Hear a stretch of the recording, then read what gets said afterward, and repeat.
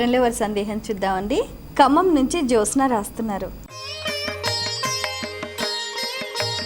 ఏ దేవతకు ఎన్ని ప్రదక్షిణలు చేయాలి తెలియచేయగలరు అంటూ రాస్తున్నారు.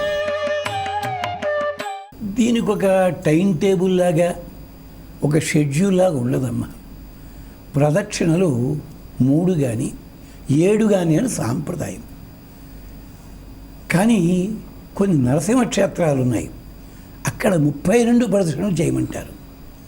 తరువాతి కాలంలో కొంతమంది కొత్త విధానాలు పెట్టారు.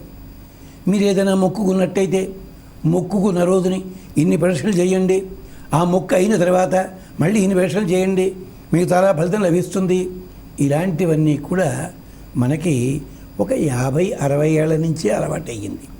సాధారణంగా 3 ప్రదక్షిణలు చేస్తారు. త్రికరణ శుద్ధికి సంకేతం అది. అదే పద్ధతిలో తంత్రశాస్త్రానికి సంబంధించి అక్కడ 7, 11 ఏమిటా అన్నది నియమం ఉంది. నరసింహ క్షేత్రాలు కొన్ని చోట్ల 32 ప్రదక్షిణలు చేయడం ఆచారం ఉంది. ఎందుకు అంటే హిరణ్యకశిపుణ్ణి వధించడానికి నరసింహస్వామి 32 సార్లు వేషాలు మార్చాడు. నరసింహావతారమే ఉంటుంది, చిన్న మార్పులు.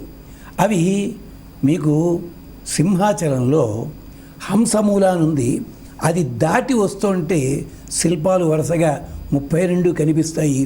ఎంతమంది చూచారో మనకేం తెలుసును, చూసుకోండి ఒక్కసారి. అంతేకాదు 32 నారసింహ తత్వములని మనకి మంత్రశాస్త్రం చెప్పింది. అందుకని 32 ప్రదక్షిణలు అక్కడుంది తప్ప మిగిలిన చోట్లన్నీ మనం కొత్తగా పెట్టుకున్నది.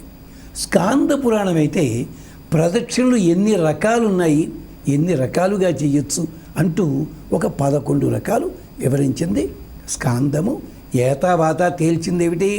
3 ప్రదక్షిణలు అన్నది పద్ధతి. తరువాత మీ ఓపిక.